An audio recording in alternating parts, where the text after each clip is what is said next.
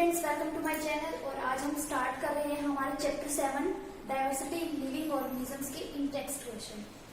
तो मैं यहाँ पर साइड में पेज नंबर लिखूंगी और क्वेश्चन नंबर लिखूंगी। फर्स्ट क्वेश्चन है हमारा पेज नंबर 80 पर।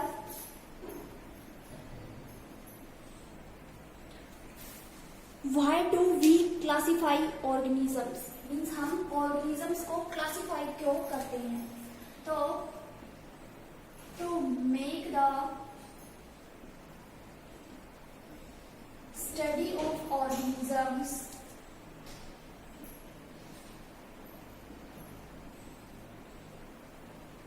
easy, convenient and relevant, we classify organisms.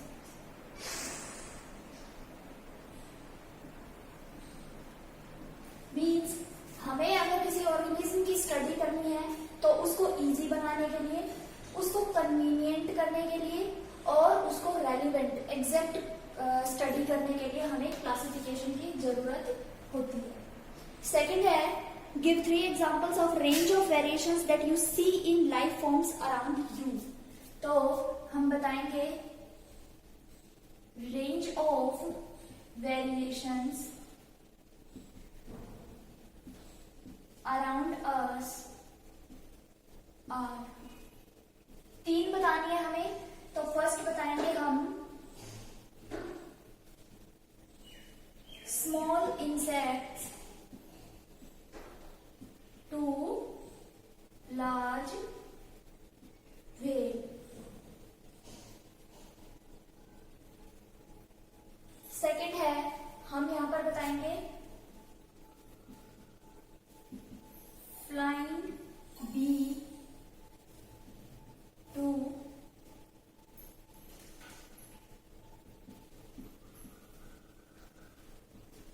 Flightless birds. Variation है ये। और तीसरा है, ये तो हमने साइज के बारे में बात की, ये उनकी कैपेबिलिटी के बारे में बात की। और इसके बाद है आप इसमें कोई भी ले सकते हो, यूनिसेलुलर, मल्टीसेलुलर, कोई भी। तो हम यहाँ पर लेंगे अमीबा जो कि सिंगल सेल है, टू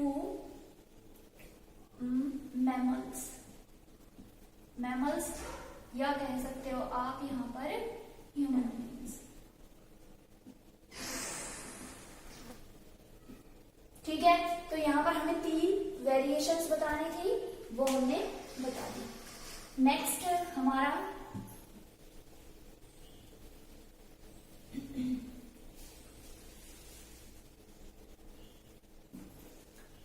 है हमारा पेज नंबर 82 पर।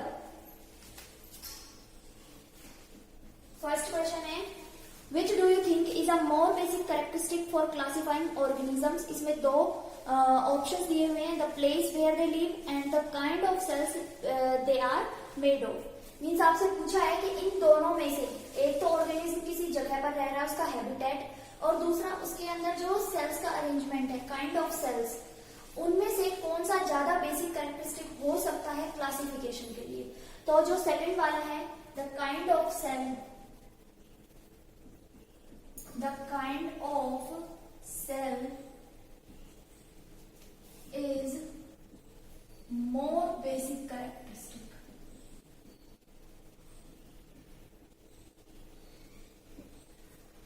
ठीक है, क्योंकि एक हैबिटेट के अंदर बहुत सारी वैरायटी के ऑर्गेनिजम्स रह सकते हैं, लेकिन एक जो पर्टिकुलर सेल अरेंजमेंट है वो किसी एक पर्टिकुलर ग्रुप ऑफ इंडिविजुअल्स में ही मिलेगा। ठीक है, तो the kind of cell is more basic characteristic. उसके बाद वाई का आंसर भी देना है आपको, तो हम बताएंगे because in a habitat a variety of organisms found,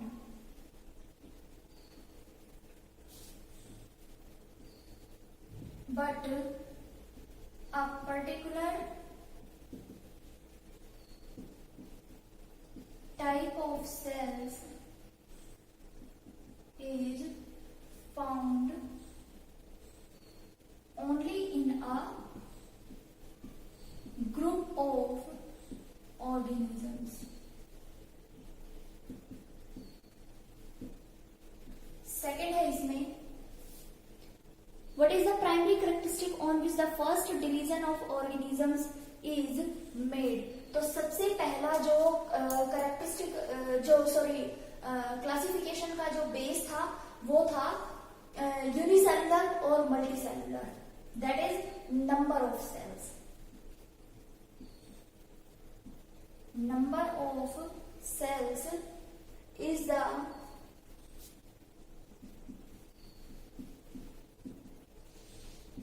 primary characteristic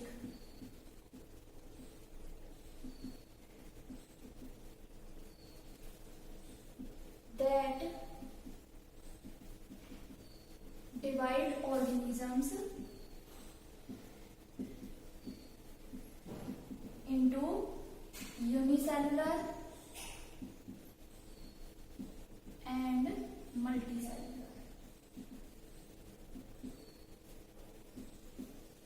clear है?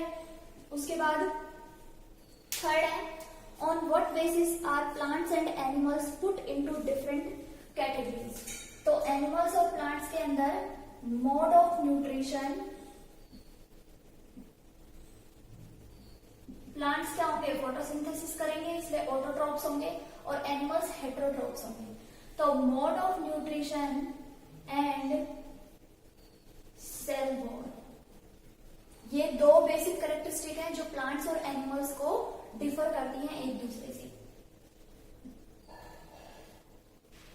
Are the basic characters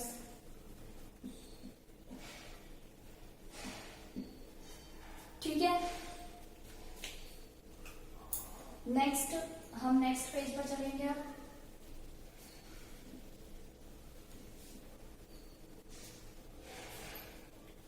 next है हमारा पेज नंबर 83 पर. फर्स्ट क्वेश्चन है, which organisms are called primitive and how are they different from the so called advanced organisms.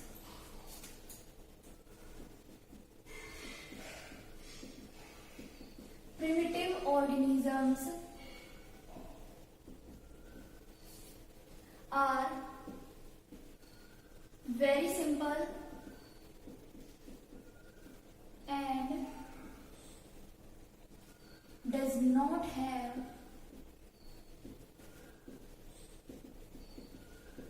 division of labor. ठीक है. अब बताना है कि जो कॉम्प्लेक्स ऑर्गेनिजम्स हैं उनसे ये कैसे अलग है. तो हम बताएंगे complex organisms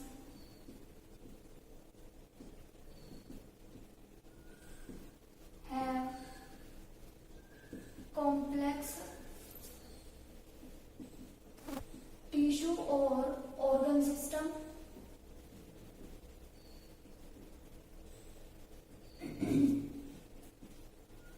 and a division of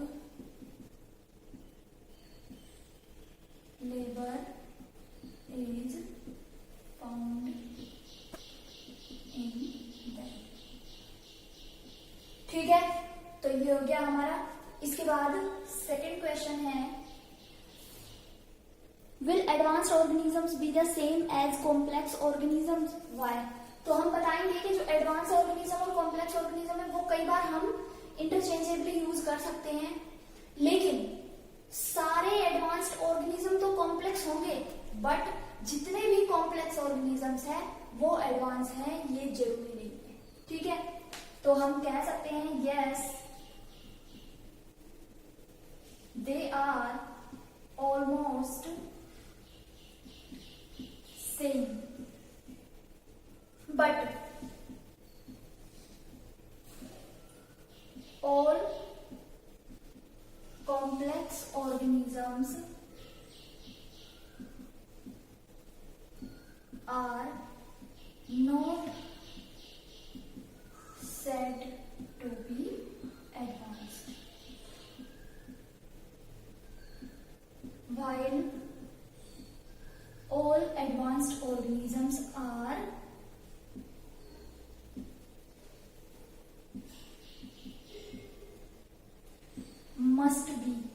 जरूरी है ये कॉम्प्लेक्स होंगे ही होंगे।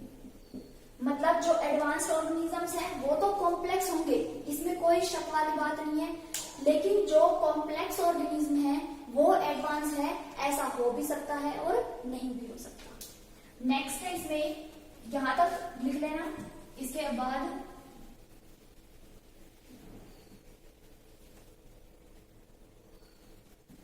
बाद है नेक्स्ट पेज नंबर 85 पर।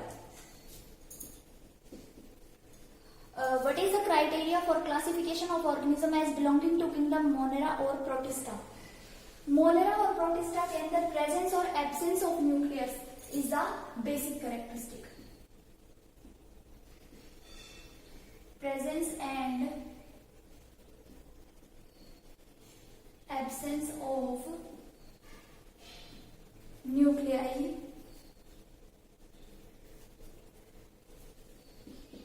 is the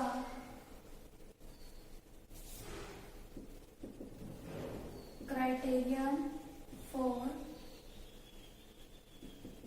classifying into kingdom Monera and Protista। ठीक है, जो मोनेरा होता है उसके अंदर क्या होता है, जो क्या हो गया आपके न्यूक्लियस जो होगा वो नहीं होगा, जबकि प्रोटिस्टा के अंदर वेल डिफाइंड न्यूक्लियस होगा। बाकी दोनों के अंदर ही यूनिसेलुलर होंगे। सेकंड है, in which kingdom will you place on an organism which is single celled, eukaryotic and photosynthetic. Single celled है लेकिन यूकैरियोटिक है, मतलब सेल न्यूक्लियस जो है वो प्रेजेंट है, तो किसमें रखेंगे हम, प्रोटिस्टा में। थर्ड है, in the hierarchy of classification which grouping will have the smallest number of organisms with a maximum of characteristic in common and which will have the largest number of organisms। largest number of organisms किसमें होगा,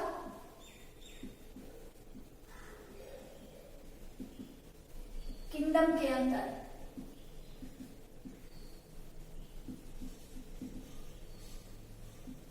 जबकि दूसरा पूछ रहा है कि small number of organism और maximum similarity. Small number and maximum similarity किसमें होगी, स्पीसीज में। जब हम स्पीसीज से ऊपर की तरफ जाएंगे तो सिमिलैरिटी बढ़ेगी, और जब हम किंगडम से स्पीसीज की तरफ आएंगे तो सिमिलैरिटी जब हम किंगडम से हम जब स्पीसीज की तरफ आएंगे तो सिमिलैरिटी बढ़ती जाएगी, और जब हम स्पीसीज से वापस किंगडम की तरफ चलेंगे तो सिमिलैरिटी कम होती चली जाएगी। ठीक है, नेक्स्ट है हमारा कौन सा पेज नंबर 88।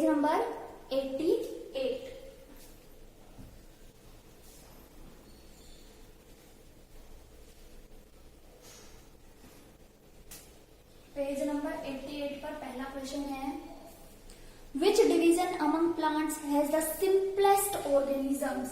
तो जो थैलोफाइटा होगा, थैलोफाइटा के अंदर एल्गी आएगी। थैलोफाइट्स में सिंपल ऑर्गेनिजम्स होंगे प्लांट किंगडम के।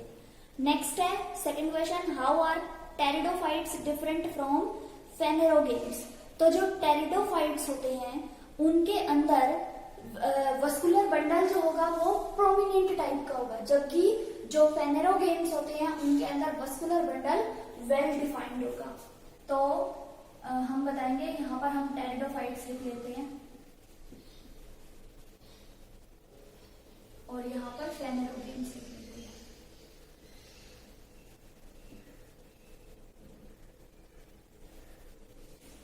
टेरिडोफाइट्स में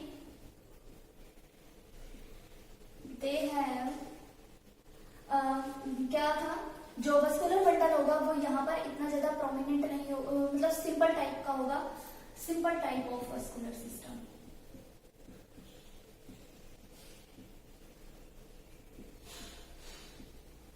वस्कुलर बंडल कहलाता जाइलम और फ्लोएम, जबकि यहाँ पर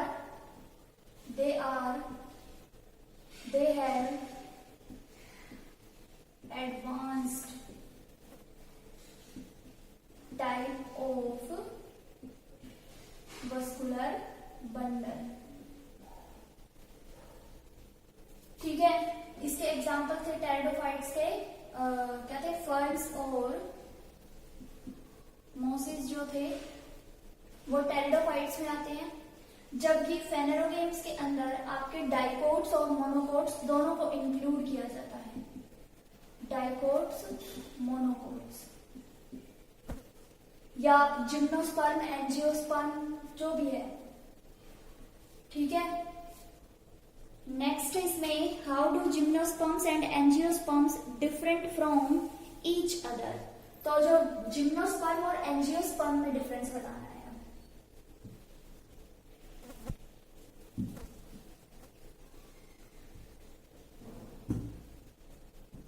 थर्ड क्वेश्चन है ये, एक साइड हम लिखेंगे जिम्नोस्पर्म और एक साइड लिखेंगे एंजियोस्पर्म।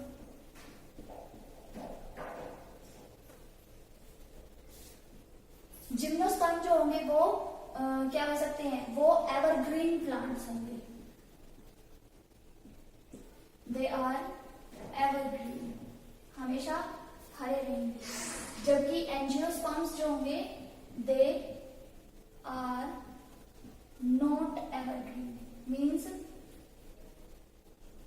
ये अपने लीफ को फॉल करेंगे और एक टाइम ऐसा आएगा जब ये ग्रीन कलर के नहीं रहेंगे। सेकंड है जिम्नोस्पर्म्स के अंदर नो ब्रांचेस। ठीक है, यहां पर वेल ब्रांच्ड ट्री, यहां पर ब्रांचिंग बहुत अच्छे से होगी। They have naked seed, means यहां पर सीड जो होगा वो फ्रूट के अंदर एनक्लोज नहीं होगा, जबकि एंजियोस्पर्म्स में फ्रूट जो होगा वो एनक्लोज किए रखेगा सीड को। ठीक है, हो गया ये।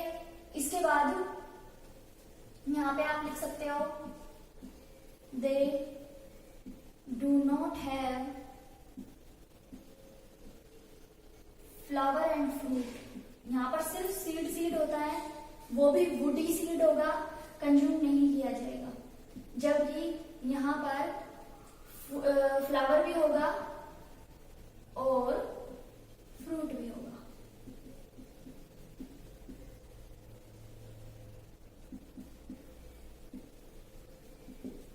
क्लियर है? इसके बाद हमारे किंगडम प्लांटिंग के क्वेश्चंस हो गए हैं। नेक्स्ट है हमारा किंगडम एनिमेलिया के क्वेश्चंस करने हैं।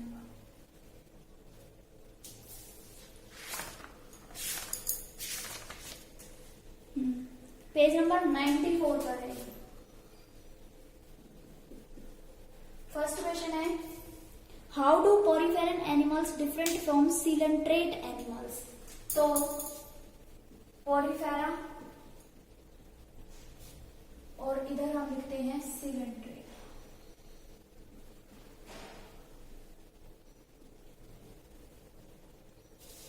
यहां पर हम इसकी पूरी कैरेक्टरिस्टिक लिखेंगे। They have pores in their body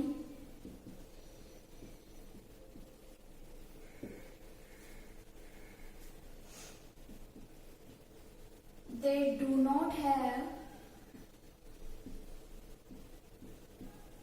body symmetry।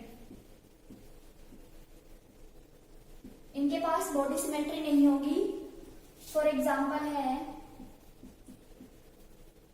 Sponges, साइकन, Spongilla, ये सब इसी के अंदर आएंगे, जबकि सीलेंट्रेट्स के अंदर दे हैव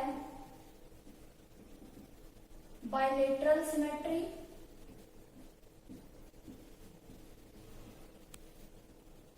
एंड पॉलिप और medusa type body. For example sea anemone और हाइड्रा।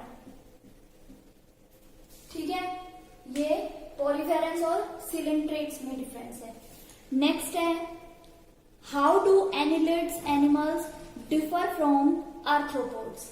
एनिलिड्स और आर्थ्रोपोड्स में डिफरेंस बताना है। तो सेकंड क्वेश्चन,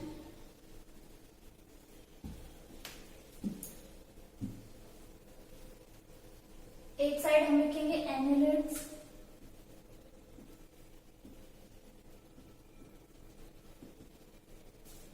और एक साइड लिखेंगे आर्थ्रोपोड। एनिलिड जो होंगे उनके अंदर क्या होगी, उनकी बॉडी जो होगी वो लॉन्ग होगी, सिलेंड्रिकल होगी। They have long cylindrical body. यहां पर बाइलेटरल सिमेट्री होगी, बाइलेटरल सिमेट्री ही आर्थ्रोपोड्स के अंदर होगी। ठीक है, जो एनिलिड्स होते हैं उनकी जो बॉडी होगी वो बहुत ज्यादा स्मूथ होगी, जैसे अर्थवॉर्म होता है। तो they can respire through skin because body is soft and slimy, चिकनी होगी। फॉर एग्जाम्पल है इसका arthropod. Next arthropods.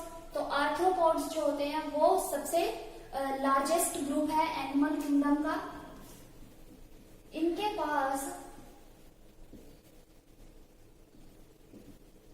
Jointed legs होती है या जॉइंटेड अपेंडेजेस बोल सकते हो आप। इनके अंदर विंग्स हो भी सकती है, नहीं भी हो सकती। जैसे जो आप देखते हो आपके घर के अंदर जो इंसेक्ट्स निकलते हैं उनकी विंग्स नहीं होती, जबकि जो हनी बी होती है या जो हाउस फ्लाई होती है उसकी विंग्स होती है। तो यहाँ पर विंग जो होती है वो प्रेजेंट भी हो सकती है और एब्सेंट भी हो सकती है। यहाँ पर बाइलेटरल सिमेट्री होगी और ये जो होगा दे आर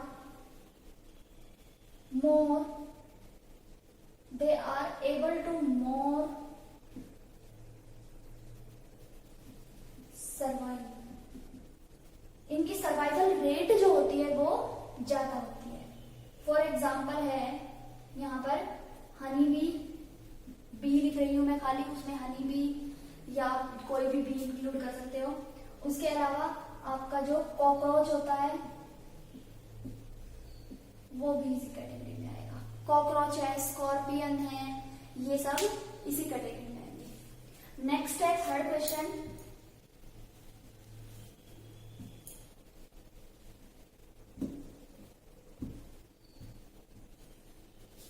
थर्ड क्वेश्चन पूछ रहा है what are the differences between amphibians and reptiles। Third है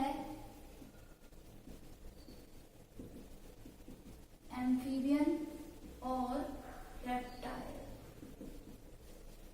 इसमें बताएंगे हम जो एम्फीबियंस होते हैं वो वाटर के अंदर भी रह सकते हैं और लैंड पर भी रह सकते हैं। They can survive on land as well as in water। ठीक है, जबकि ये जो होंगे they can survive only on land except crocodile। Crocodile जो होगा वो पानी में भी रह सकेगा। ठीक है, जो एम्फीबियंस होते हैं वो रेस्पिरेशन कर सकते हैं, सांस ले सकते हैं थ्रू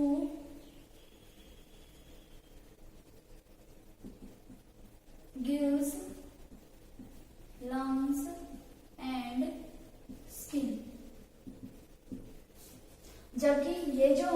वो रेस्पायर करेंगे थ्रू लंग्स। एग्जाम्पल है इसका लिजर्ड, क्रोकोडाइल, और एम्फीबियंस का एग्जाम्पल है फ्रॉग। ठीक है, हो गया ये हमारा। उसके बाद लास्ट क्वेश्चन बच रहा है, what are the differences between animals belonging to the aves group and those in the mammalia group. Mammals और एव्स मतलब बर्ड्स और मैमल्स के अंदर डिफरेंस।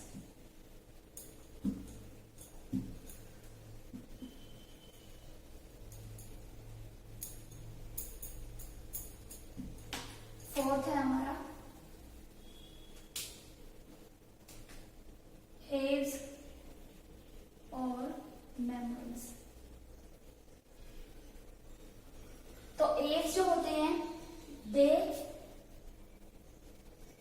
यहां पर मैं साइड में लिख देती हूं बर्ड्स। ठीक है, दे कैन फ्लाई और नॉट।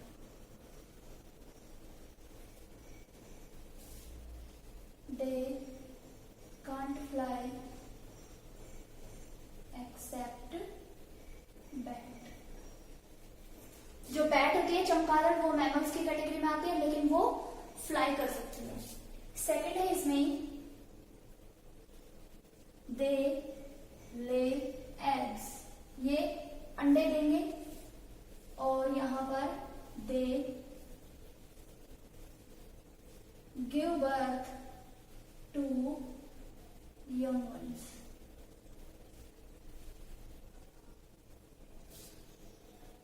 ये मिल्क फीड नहीं करवाएंगे,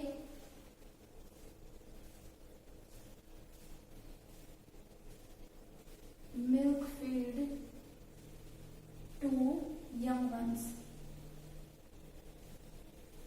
जबकि इनका मेन कैरेक्टर मैमल्स का होता है कि वो अपने बच्चों को मिल्क फीड करवाएंगे। तो they have memory glands to feed milk. Milk feed कराने के लिए इनके पास मेमोरी ग्लैंड्स होंगे।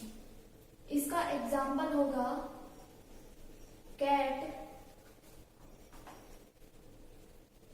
बैट, रैट और मैन। जबकि